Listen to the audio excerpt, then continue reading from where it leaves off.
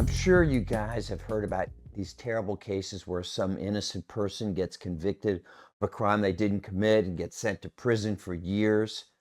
Well, I remember a case when I was a prosecutor in juvenile court.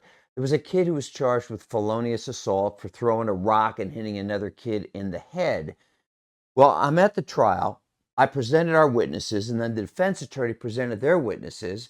And I got up to do my closing argument. And I said, Your Honor, I'm dismissing this case.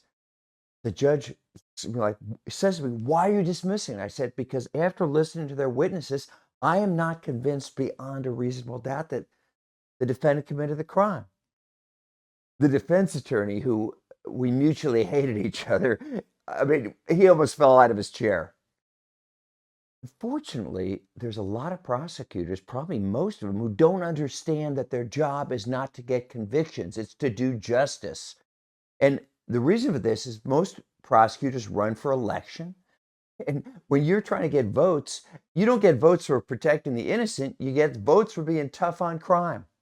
But I want to tell you about one exception to this rule. His name is Jim Petro. Jim was the Ohio Attorney General, which essentially means he's the prosecutor for the state. Well, he learned about a guy named Clarence Elkins who was in prison, and had been convicted of raping and murdering his mother-in-law and raping and assaulting his niece. The only testimony against this guy was the 6-year-old niece who identified him as the man who committed the rape and the assault. Now, get this, even after Elkins was convicted, the niece recanted her testimony, but Elkins lost his appeal, so he's stuck in jail. This is amazing. The person that Elkins suspected of committing the crime was the next door neighbor named Earl Mann, and he had been a convicted sex offender. Turns out that they were both serving time in the same prison.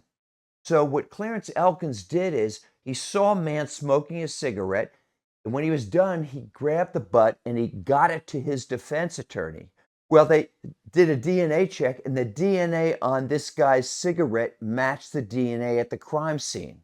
But the prosecutor in the case still wouldn't dismiss it. So Jim Petro, who was the state attorney general, went to bat for Elkins. He fought for his release, and he won it. So after serving 6.5 years in prison for a crime he didn't commit, Elkins was a free man. I know Jim Petro. I'm honored to call him my friend because he was a prosecutor who cared more about justice than just winning convictions.